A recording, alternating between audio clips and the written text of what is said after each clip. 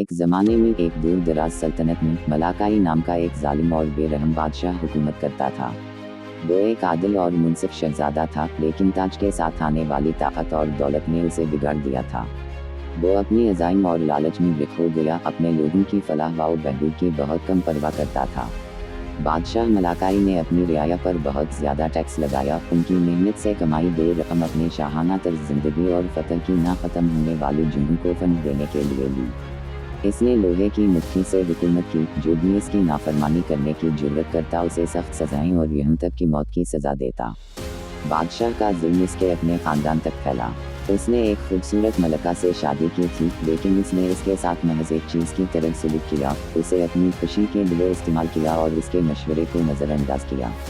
वो अपने बच्चों के साथ इतना ही जालिम था, इन्हें खौफ और इताअत में रहने पर मजबूर करता था। एक दिन एक अक्लमंद बूढ़ा जादूगर बादशाह को हिकमत और इंसाफ की राह पर चलने का मशवरा देने के लिए आया। लेकिन बादशाह मलाकाई को सुनने में बहुत फख्र था और उसने जादूगर को एक तारीफ कहानी नहीं दिया। जादूगर ने कैद होने से पहले बादशाह पर लानत भेजी थी, तेरा जुल्म तेरा जवाल होगा और तेरे ही लोग तेरे खिलाफ उठ खड़े होंगे। और इस तरह ये पास आया।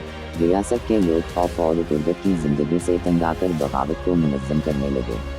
बादशाह के अपने बेटे शहजादा आर्यन की क़यादत में इन्होंने इंसाफ और आज़ादी का मुतालबा करते हुए महल पर मार्च किया। बादशाह मलाकाई ने अपने तरीक़े की गलती को बहुत देर से महसूस करते हुए भागने की कोशिश की, लेकिन बहुत देर हो चुकी थी। लोगों के पास इसके जुल्म का काफ़ी हद तक असर था और उन्होंने जो हक़ था वो वापस ले लिया।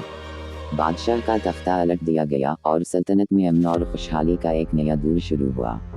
शहजादा आर्यन, जिसने बगावत की क़यादत की थी, नया बादशाह बन गया, जिसने मेहरबानी, हिकमत और इंसाफ के साथ हुकूमत की। जहाँ तक बादशाह मलाकाई का ताल्लुक़ है, इसे एक दूर उफ्तादा जजीरे में जलावतन कर दिया गया, जहाँ उसने अपने बाकी अय्याम तन्हाई में गुजारे, अपने तरीक़ों की गलतियों और अपने जुल्म के नताइज पर गौर करते हुए। जालिम बादशाह की कहानी ने आने वाली नस्ल के लिए अज़ाइम, लालच और ताकत के गलत इस्तेमाल के ख़तरात और हमदर्दी, इंसाफ और हिकमत के साथ हुक्मरानी की अहमियत की याद दहानी का काम किया।